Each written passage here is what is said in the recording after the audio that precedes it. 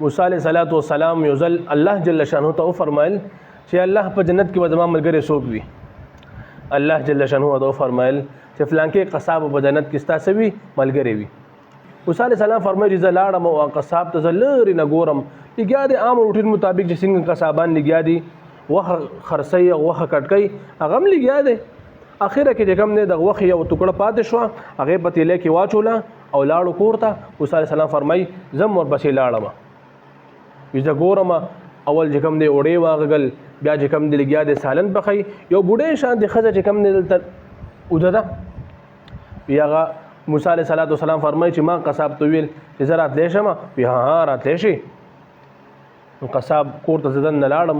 موسی علیه السلام فرمایي چې کله سالن پوخ کو او روټۍ هر څه پاخه کړ او بوډۍ ښځې راپاسوله، خوراک یې ورله ورکړو، مړۍ کا خولې ورله صفا کا او واپس یې سملوله.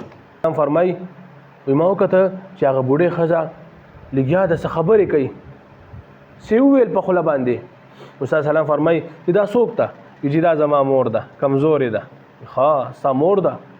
یا بوډۍ ښځې ورته وویل چې ځه الله پاک دې په جنت کې موسی علیه السلام سره ملګری کا. د مور د خدمت د برکته زما محترمو الله پاک انسان ډېر بلندیانو ته بوځي. وایي که نه چې څوک د مور خدمت کوي دا سړی به چېرته بدنصیبه نه وي، دا سړی به هر ځای کې چې کوم دی خوشبخته وي، بدبخته به نه وي. هر د الله په نعمت کې به د ده حصه وي. او څوک چې د مور خدمت نه کوي بدنصیبه وي. نبی علیه السلام چې کله معراج ته لاړو د یو صحابي د قرآن د تلاوت आवाज اوري، جبرائیل السلام نه تپوس کوي چې دا څوک دی؟ چې دا فلانکی دی، دا خو ژوندی دی. نبی السلام فرمایي دا خو ژوندی دی، دا خو په دنیا کې دی، وفات شوی خو نه دی. د ده د قرآن आवाज څنګه الله پاک په جنتیانو باندې اوري؟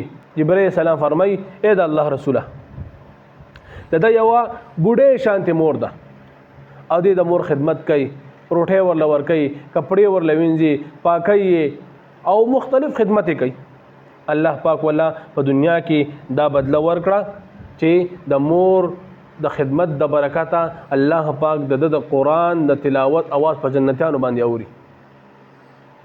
څومره لوی اجر او څومره لوی مرتبه زما محترم الله پاک انسان له ورکوي صرف د مور د خدمت د برکته.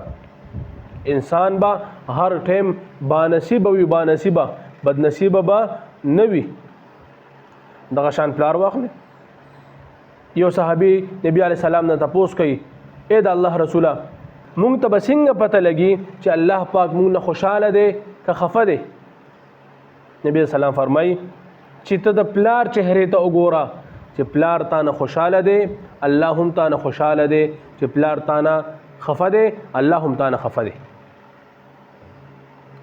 ما محترمو زمونږ په دې معاشره کې بعضې خلک داسې دي چې د مور او پلار ریسپیکټ، ادب، احترام نه کوي. خبره منل خو ډېره لرې خبره ده، د هغې نه ادب، ریسپیکټ، احترام دا وتی دی. فرمان برداري او خبره منل لرې خبره ده. بعضې داسې دي چې هغوی د مور او پلار خدمت کوي خو بیا مور له ډېره درجه ورکوي، پلار له کمه ورکوي. بعضې داسې دي چې پلار سره به کور کې خبرې هم نه کوي. ما محترمو دا انتهایی د بدبختۍ علامت دی.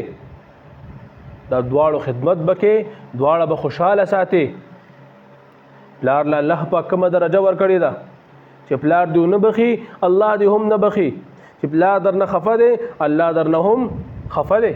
سړی سوچ وکړي چې مالا رزق الله را کوي، ذریعه زما پلار جوړ کړی دی. ما دا پلار ټول ورځ غریب چې کوم دی لګیا دی، مزدوري کوي، محنت کوي، مشقت کوي، مالا کور ته رزق وروړي. الله پاک دې زما ذریعه جوړه کړې ده. بهر د خلکو خبرې اوري، بهر ګرمي برداشت کوي، بهر یخني برداشت کوي، بهر هر قسم حالاتو برداشت کولو ته هغه تیار وي ستا دپاره. ته چې وړوکی ستا د سکول فیس ادا کولو ته هغه تیار وي، ټوله میاشت هغه سره فکر وي چې د ماشوم فیس به ادا کومه، ټوله میاشت هغه سره فکر وي چې ماشوم ته به د دې شنو ضرورت وي. ته چې وړوکی وي ستا پلار سره دا فکر و چې د ما ماشوم وړوکی دی، دته به د پیو ضرورت وي، دته به د مختلف قسم خوراکو ضرورت وي، هغه به تا ته مهیا کول. نن تر لوی شو ته چې کوم دی پلار ته ولاړ یو پلار ته خبرې کوي یا د پلار خبره نه مانی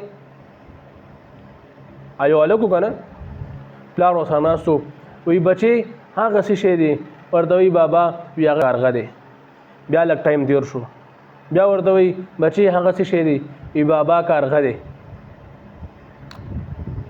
بیا ورته د پلار وی بچي هغه څه شي دی وی بابا کارغه دی کنه بار بار ته بوسونه کړه نه خپلار ورته وی بچي کله چې ته وډو کې وی کنه او ما دلاس نیولې وی د ګوتی نه